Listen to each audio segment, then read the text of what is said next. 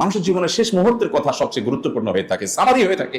তিনি সেখানে বলেছেন, ফাস্তাউসু বিন নিসাই খায়রা, তোমরা মেয়েদের ব্যাপারে, নারীদের ব্যাপারে আমার কাছ থেকে ওসিয়ত নিয়ে রাখো, তাদের সাথে সদাচরণ করবা, তাদের অধিকারগুলোকে যথাভাবে দেওয়ার ব্যাপারে তোমরা সদাচরণ। নারী অধিকার নিয়ে কথা বলা এটা এখন একটা ফ্যাশনের বিষয়।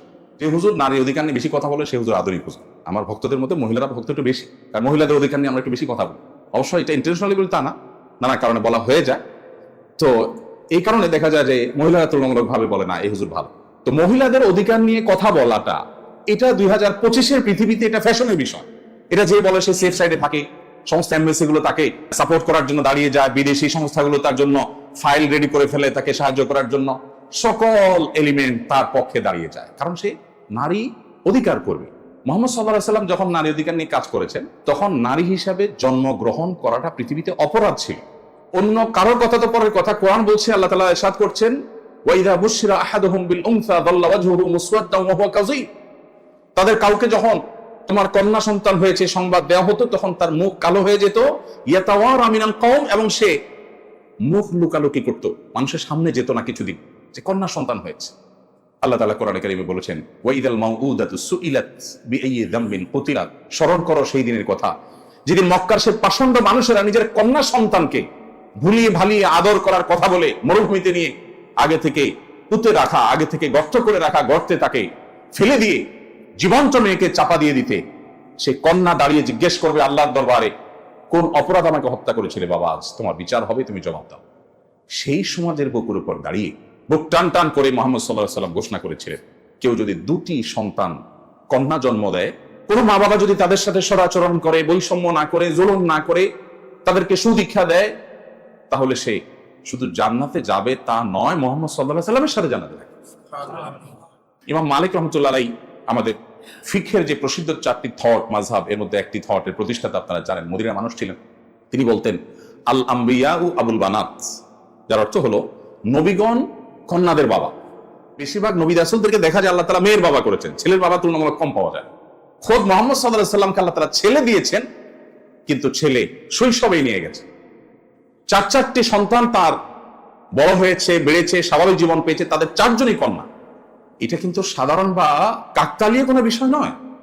অর্থাৎ আল্লাহ তাআলা নারী অধিকার সত্যিকার অর্থে তাকে দিয়ে প্রতিষ্ঠা করবেন, নারীদেরকে বঞ্চনার হাত থেকে মুক্তির কান্ডারি বানাবেন, সেজন্য তার ঘরে 4টি কন্যা সন্তান দিয়েছেন আল্লাহ। ছেলে সন্তান দিয়েছেন যেগুলো সবগুলো নিয়ে গেছেন, একটা করে। মানে তিনি নিজের কন্যার বাবা হিসাবে গর্বিত মানুষ হয়ে মক্কা এবং মদিনা সহ তখনকার পৃথিবীর মানুষকে সভ্যতা শিখাবেন, কিভাবে মেয়েদেরকে মমতা দিয়ে বড় করতে হয়। তার প্রতি নাজিল হওয়া সূরাগুলোর মধ্যে সর্ববৃহৎ আয়তনের সূরাগুলোর একটি হলো সূরাতুন নিসা, অর্থাৎ নারী সংশ্লিষ্ট সূরা।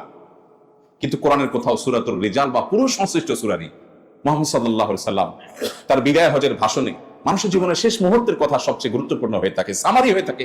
তিনি সেখানে বলেছেন, ফাস্তাউসু বিন নিসাই খায়রা, তোমরা মেয়েদের ব্যাপারে, নারীদের ব্যাপারে আমার কাছ থেকে ওসিয়ত নিয়ে রাখো, তাদের সাথে সদাচরণ করবা, তাদের অধিকারগুলোকে যথাভাবে দেওয়ার ব্যাপারে তোমরা সদাচরণ।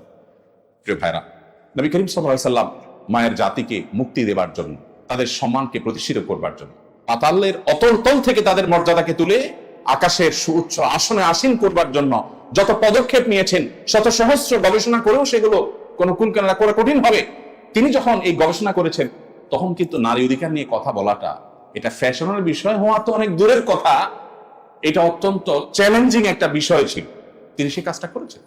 আজকের আধুনিক পৃথিবীতে অন্য ধর্মাবলম্বী, ভিন্ন ধর্মের মানুষ, সংখ্যালঘু যারা, তাদের প্রতি দায়িত্বশীল হওয়ার দীক্ষা পৃথিবীর প্রত্যেকটা অঞ্চলে মানুষ দেয়, সভ্য পৃথিবীর সবাই দেয়, আমরাও দেয়। মুহাম্মদ সাল্লাল্লাহু আলাইহি সাল্লাম তার কার্যক্রমগুলো মূল্যায়ন করতে হলে আমাদেরকে কিন্তু ১৫০০ বছর আগে ফিরে যেতে হবে। আমরা 2025-এর পৃথিবীতে যদি তার কার্যক্রমকে মূল্যায়ন করি, এটা সঠিক মূল্যায়ন হবে না। কারণ তিনি যে সময় ছিলেন তখনকার পৃথিবীতে প্রতিপক্ষের মানুষদের প্রতি শ্রদ্ধা দেখানো বা তাদেরকে সহ্য করা, এটা তো মানুষ কল্পনা করতো না। সেই সমাজের বুকে তিনি রণাঙ্গনেও কোন ধার্মিক, কোন উপাসনালয় ইবাদতরত, উপাসনারত, সে যেই ধর্মের মানুষ হোক, তাকে আঘাত করতে আবু হুরায়রা রাদিয়াল্লাহু আনহু পরিষ্কার ভাবে ফরমান জারি করেছেন অফিসিয়াল, খবরদার এটা করা যাবে না। কোন কৃষি ক্ষেতে, কোন ফসলি জমিনে কোন প্রকার আক্রমণ যেন করা না হয়, তিনি নির্দেশ জারি করেছেন। আজকে যেই পৃথিবীকে আমরা সভ্য দাবি করছি, আমরা নিজেদেরকে সভ্য দাবি করছি, সেই পৃথিবীতে বাবার সামনে, মায়ের সামনে ক্ষুধার কষ্টে কাতরাতে কাতরাতে শিশু কঙ্কালসার হয়ে মৃত্যুর জন্য প্রহর গুনছে। কলোসিয়ামের গ্যালারির মতো গোটা পৃথিবী থেকে আমরা চেয়ে চেয়ে দেখছি, এরপর আমরা নিজেদেরকে সভ্য দাবি করছি। মুহাম্মদ সাল্লাল্লাহু আলাইহি সাল্লামের জীবনে এতগুলো যুদ্ধে অংশগ্রহণ করা, এতগুলো যুদ্ধের নেতৃত্ব, এতগুলো অভিযান নেতৃত্ব দেওয়ার ইতিহাসে কোন একটা শিশুর গায়ে একটি ফুলের টোকা লেগেছে এটা তার কোনো শত্রুও দাবি করার সুযোগ পায়নি। উহুদ যুদ্ধের একটা ছোট্ট ঘটনা না বলে পারছি না। তিনি তার তরবারি দিলেন রণাঙ্গনে। চরম অবস্থা যখন বিরাজ করছে, মুসলমানদের খারাপ সময় যাচ্ছে, তখন একজনকে সাহসিকতা দেওয়ার জন্য, সাহস দেওয়ার জন্য তাকে তার তরবারি দিয়ে বলেন, যাও আমার তরবারি দিলাম। নবীজি তরবারি পেয়েছে, সে অনেকটা সাহসী হলেন এবং তিনি ঝাঁপিয়ে পড়লেন যুদ্ধে। হঠাৎ করে তার চোখে পড়লো দূরে কোথাও কেউ একজন কাউকে ধরাশয়ী করে ফেলেছে। তিনি দৌড়ে সেখানে গেলেন, যে দেখতে পেলেন যাকে ধরাশয়ী করা হয়েছে তিনি তারই দলের সৈনিক, তারই সহযোদ্ধা। আর ধরাশয়ী যিনি করছেন তিনি লাশের সাথে কোন একটা নির্মমতা করছেন, বিকৃতি করছেন। তখন তিনি আরো কাছে গেলেন, কাছে গিয়ে দেখলেন যে সেই নির্মম দৃশ্য, কলিজা বের করে ইসলামের চাচার কলিজা চাবানোর সেই দৃশ্য। তিনি কাছে গেলেন, যে দেখলেন যে এই যে দৃশ্য যিনি করছেন একজন নারী। তিনি তরবারি বের করলেন, তাকে আঘাত করবেন, উদ্যত হলেন। কিছু দূর যে আঘাত করার আগ মুহূর্তে তিনি আবার থমকে গেলেন এবং তরবারি আবার খাপে ঢুকিয়ে তিনি পেছনে চলে আসলেন। পরবর্তী তিনি বলছিলেন যে এরকম নির্মম দৃশ্য সহযোদ্ধার প্রতি দেখার পর পৃথিবীতে কোনো মানুষের ঠিক থাকার কথা নয়। আমারও সে অবস্থা হয়েছে এবং আমি তাকে শেষ করতাম। যখনই আমার মনে হলো আমার হাতে যে তরবারি এটা যার, তিনি কোনোদিন কোনো নারীর গায়ে টোকা দেন, এই নারী যত মন্দ কাজ করুক, অন্য কেউ তাকে শাস্তি দেখ, বাট তার তরবারি দিয়ে আমি তাকে আঘাত করতে পারি। আজকে আমরা নারী অধিকারের কথা বলি। ১৫০০ বছর আগের পৃথিবীতে নারী হিসেবে জন্ম নেওয়াটা যখন অপরাধ ছিল, তখন নারীকে মুক্তি দিয়ে কোথায় নিয়ে গেছেন, কোথা থেকে মুহাম্মদ সাল্লাল্লাহু আলাইহি ওয়াসাল্লাম, সেটি আমরা বেশিরভাগ মানুষই কিন্তু ইগনোর করি বা আমাদের আলোচনা সেটা উঠে আসে।